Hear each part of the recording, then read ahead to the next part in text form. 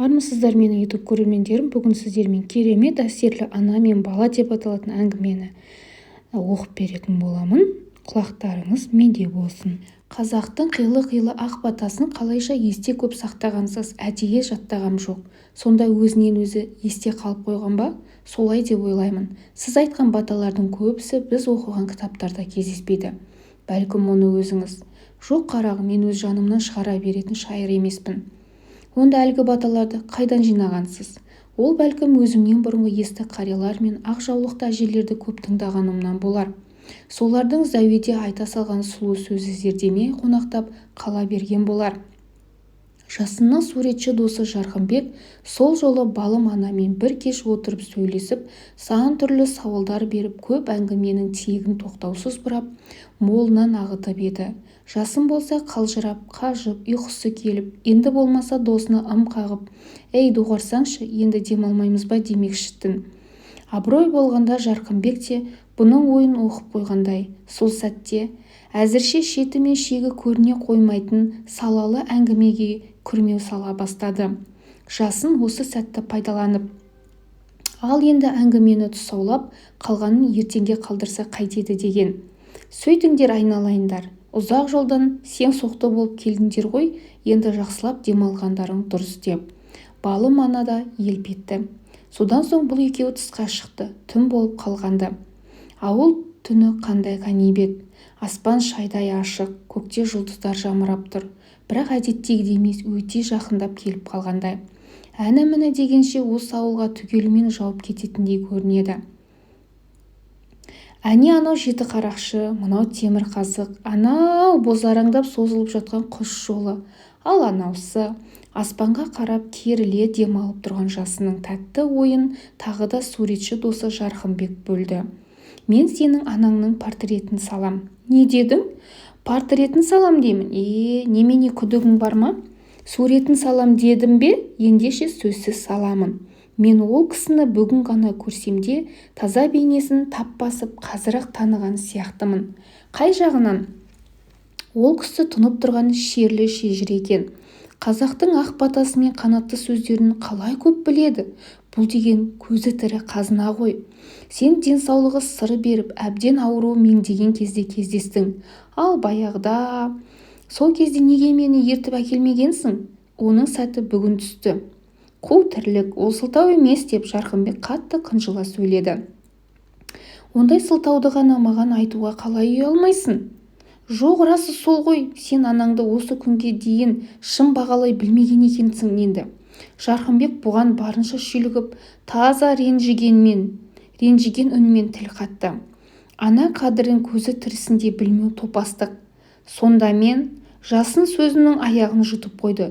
Сөз аяғын айтуға тілі барған жоқ, жүрегі дір-дір ете қалды. Сонда мен еш нәрсеге селт етіп, елжірей білмейтін сезімі табан-төс жан болғаным ба? Ана қадірін сезіне білмейтін боз өкпе, бор кемік жан екенсің дегеніме бұл? Жастау кезі еді, қалада тұрып жатқанды, келіншегі екеу ғана тұратын кішкене пәтерге бір жолы алыстағы ауылдан артынып-тартынып анасы жетіп келді. Өзі бір бөлек болса, көтеріп келген заттары 10 бөлек. Базардан оралып жатқан олжалы базаршыдай. Ауылдың дәмі ғой деп, сонша жерден арқалап әкелген қапшықтың аузын ашып, кішкене көп түйіншектерді бірінен соң бірін шығарып жатыр. Онысы құрт, ірімшік, қауынқақ, жиде. Ой апа, бұның бәрін ауырсынбай қалай арқалап келгенсіз, деді Жасын еркелеп. Қалада қазір кім құрт сорып жейді? Жиде жейді. Немене? Қала қазығы өзінің ұлттық тағамын мүлде ұмытып кеттіп пе? Осыдан көр де тұр. Осы тәтті құртты ана орыс көршіне берсең, ол сені өле-өлгенше ұмытпайды. Осыны айтып отырып, қапшықтың ең түбінен ширатыла оралған кішкене бір затты тағы да шығарды. Бұл не апа? Бұл кілемше, түйенің жүнінен тоқылған. Жататын жерлеріне төсеп қоямын. Табаның жылы болады. Апатай-ау, қазір дүкендерде не көп кілемше көп, сатып аламыз ғой. Ол басқа, бұл басқа. Бұны мен сендерге әдейі арнап тоқыдым деймін. Анасы бұдан әрі сөз айтпастан әлгі кілемшені келіні мен баласы жататын бөлмеге апарып төсепте тастады. оюы қандай, түрі қандай, үйдің іші бір сәтте шұғылаланып жайнап кеткендей болды. Келіні қуанып мәз-мейрам болып үй ішінде қолды-аяққа тұрмай зыр жүгіріп жүр. Жасын жарасымды дүниені іштей сезіп барынша ұнатып тұрса да, бәрібір дүкендікі жақсы болады деп өздігінен қайтпады. Соны айтты да, қазір футбол көруге стадионға барушы ем деп үйден асығыс-үсігіс шығып бара жатқан. Апасы соңынан тұра жүгіріп есік алдында бұның аузына аппақ ақ құрттың біреуін салып үлгерді. Ең болмаса, осыны сорып кетсеңші, деді. Жарайды апа. Тысқа шыққан соң құрттың шын дәмін байқап, аузында арлы-берлі домалатты. Өте дәмді екен, тіпті бал татиды десе де болады. Қап, жаңа 2-3 құртты неге қалтама салып ала шықпадым екен, а? Футбол біткен соң достарымен бірге болып, ойынды қайта-қайта талқылап, қош-қош айтысып үйге өте кеш келді. Анасы ұйықтап жатқан болар деп ойлаған. Тысырсыз кіріп, тым-тырыс жата қалам ғой деп еді, сөйтсе есікті сол кісі ашты. Балам-ау, тым кешіктің ғой, достарым жібермей. Ішке өтті. Жатын бөлменің жарығын жағып қалғанда, бағанағы кішкене кілемшек көзіне оттай басылды. Ою-өрнегі қандай? Айналы көмкерілген сызықшалары ше. Дәл ортасында ақ тиынның суреті салыныпты. Әдемі десе әдемі-ақ екен. Бейне бір даланың жанды суреті бұның бөлмесіне көшіп келіп орналасып алғандай. Жайнап тұр-ау, жайнап тұр. Келіншегі ұйқысырап келдің бе деді. Келдім. Аз күнге келген болар деп ойлаған. Сөйтсе анасы елге қайтуға асыққан жоқ. Айлап жатып алды. Ол келгелі бері келіншегінің де мінезі өзгере бастағандай.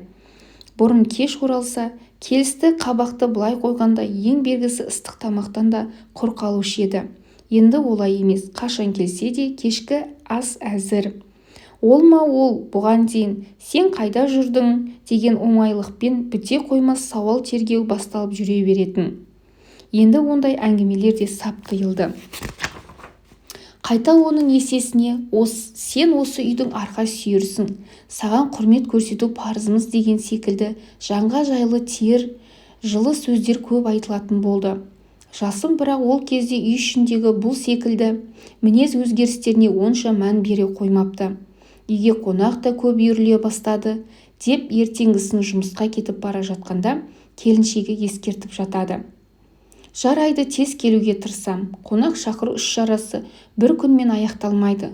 Ол жалғаса береді. Бір күні нағашы жиендер келсе, келесі күні жерлестер, одан соң құда жекжаттар. Әйтеуір соңғы уақытта түсінгені кім көп, осы қалада бұлардың алыс жақын туысақ көп екен. Бұрын қалай байқамаған? Кеш түсті дегенше бұл үйде тәтті тілектер ұласқан үлкен мерекелі отырыс басталып жүре береді. Бірақ бұл бас қосу тыныш отыр тамақ ішу ғана емес, жып-жылы сөз айтумен шектелмейді, одан да тереңдеп, алыс жақын туыстықты тарау-тарау етіп талдау болып жалғасады. Ақ тілектер айтылады, жақсы лебіздер тілге тиек етіледі. Көбісі анасын емес, тіпті келіншегінде емес, бұны мақтайды.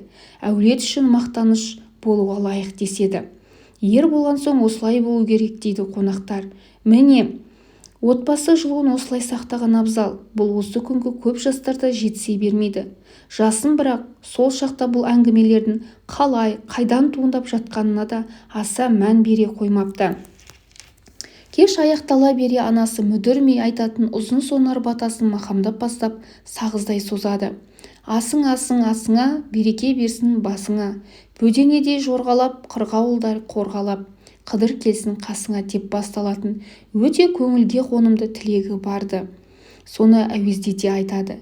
Әлгі батасын аяқтала бергенде, тағы да алақандарыңды жайыңдар, басқа да бата берейін дейді. Бұлар қайта алақан жаяды. Бастарыңа бақ берсін, не берсе де нақ берсін. Қырда жүрген қыдырды үйлеріңе ап келсін. Қарындарың тоқ болсын, қайғыларың жоқ болсын. Балаларың көп болсын, жақсы сөз тиек болсын, ықыласты ниет болсын. Дастарханың мол жайылып, үсті толы ет болсын. Әумин. Барлығы да әумин десіп бет сипасады. ол аз десең енді сөз ыңғайына қарай неше түрлі мақал-мәтелдерді мәнерлеп айтып моншақтай тізілтеді. етік тігер біз емеспіз, ерге шығар қыз емеспіз дейді.